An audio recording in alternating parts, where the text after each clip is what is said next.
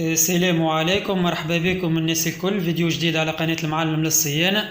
اليوم باش نوريكم الطريقة الصحيحة كيفاش نحيو الرولمونات في البروكا، وباش نصنعوا اراش رولمون، باش نصنعوا اراش نحيو به الرولمونات. باهي الدخلاء على المهنة والغفاصة اش يعملوا؟ ياخو بيرام مطرقة ويركح فيه بالمطرقة كيما هكايا. هذايا معناه يعوج لي الفلبروكا يعوج. وحاجة أخرى معناها تخيل أنت مول الموتور يبدأ يغزر لك وانت شاد الفلبروكا متاعو راكح فيه بالمطرقة. هذه طريقة غالطة. باهي فما لاراشات هذوما يتباعوا اراش رولمون ولكن غاليين، معناها تلقى سومهم 50 دينار وانت طالع. باش نصنعوا احنا اراش بشكل يدوي بطريقة يدوية. الاراش اللي باش نصنعوه اليوم التكلفة متاعو بسيطة على الاخر، يعني ما يفوتش 2000 فرنك جوست باش ناخذوا زوز بولونات. على هذاك كمل الفيديو للاخر، والبوطون تاع اللايك نحبوها تنفجر. الفيديو هذا بالرسمي لازم يوصل 10,000 لايك. باهي نبداو على بركة الله. الادوات اللي باش نستخدموها عنا قطعتين من الحديد، لقشتين متاع حديد كيما هكا. السمك متاعهم 4 ملم، هذايا فيرجيل 2. كي يبدا اخشن مش مشكل، معناها السمك مش مهم. من 4 ملم وانت طالع. وباش نمضوهم من شيرة هذايا باش نمضيوها بالمالا ديسك، نعملوها كيما السكينة كيما الموس نمضيوها كيما تشوفوا. هاو كسيي مضيناهم، نمضيوهم كيما هكا بالضبط. باهي اللي تفرج فينا ماهوش مشترك ابوني للشين يوتيوب، فعل الجرس باش يوصلك فيديوهاتنا جديدة، لايك للفيديو، كومنتير كان عندك سؤال ولا استفسار. باهي بعديك ناخذوا تيج متاع 8. كان لقينا زوز بولونات 8 على 100 طوال ناخذوا زوز بولونات، كان ما لقيناش ناخذوا تيج متاع 8 ونقسموه على 2 كيما هكا. بعد ما نقصوه على 2 كيما هكا نحط فيه كرو. الكرو هذايا باش نلحموها فيه باش نعملوا له راس، عبارة معناها بولون عادي.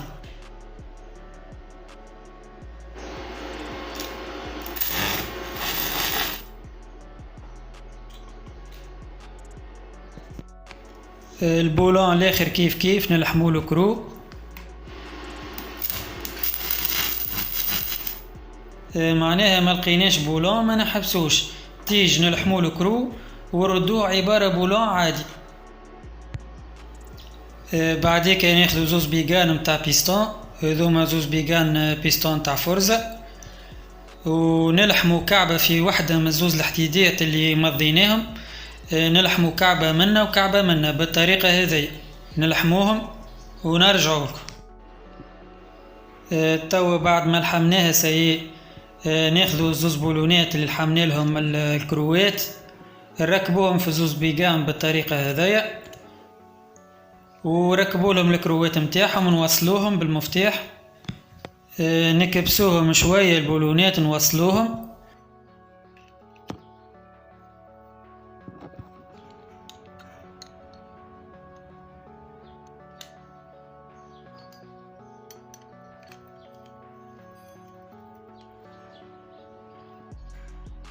نوسطوهم الكروات كيما هكا بالضبط، ومن بعد كان ناخذوا الحديدة الاخرى اللي مضيناها ونلحموا فيها الكروات بالطريقة هذه. نعملوا لها بونطة من هنا وبونطة من هنا. باهي هذا هو الجهاز متاعنا. هذا اراش رولمون، اي كعبة رولمون يقلعها ينحيها من قعورها، ينحيها من بلاصتها، يخرجها كيفما تكون الحالة، معناها يقلعها. كيفاش يشتغل الجهاز هذايا؟ نركبوه بالطريقة هذايا ونبداو نكبسو في الكروات. معناها كما تشوفوا كل حديدات الماضين يتعداو تحت الرولمون يقلعوها من اللوطة. نكبس قد من هنا ضربة منا وضربة منا. كما تشوفوا طريقة سهلة وبسيطة. باهي صار لنا اشكال في الاراش باش نحاولوا نعالجوه. الاشكال كما تشوفوا هاو طلعناه شوية كعبة الرولمون، ولكن البولونات هذوما تفوروا، التيج اللي عملناه هذاك تفورة. علاش هذايا معناها الماتير نتاعو الحديد نتاعو طري برشا. وحاجة أخرى معناها عملنا كرو واحدة احنا، كرو معناها الفولتاج نتاعها قصير، كي معناها تكسيح عليها كي تبدا معناها كابتر الماء كاسحة ما تحبش تخرج، تولي معناها تتفورق. اش باش نعملو؟ باش نزيدو نلحمو معناها كروات في ورا بعضهم كعبتين كرو باش يولي معناها فولتاج طويل. فولتاج طويل معناها ما يتفورلناش. بالطريقة هذيا نلحمو لها 3 كروات منا و3 منا كما تشوفوا هاوكا سيئ لحمناها جوها باهي. البولونات خذينا 2 بولونات 8 على 100 وال، وهذوما بولونات اسي، وهذوما الماتير نتاعهم باهي قوي بالقدا.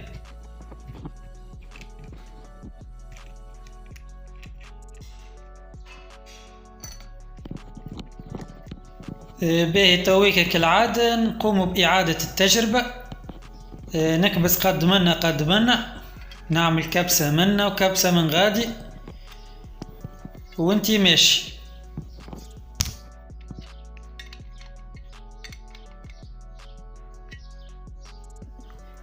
كيما شوفوا لاراج كيفاش دخل تحت كابتور الماء قلعها، ولكن كما تشوفوا كابتور الماء معناها خرجت ولكن مازالت لاصقه.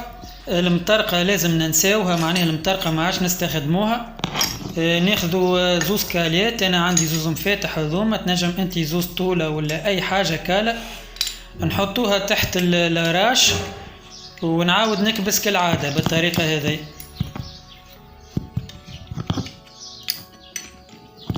فهمت؟ هكا كابتور الماء تنحت في الحلوة، معناها تنحت بسهولة تامة. هذا هو لاراش متاعنا، هذا هو الجهاز متاعنا. كما تشوفوا معناها لم ترقى لهم يحزنون.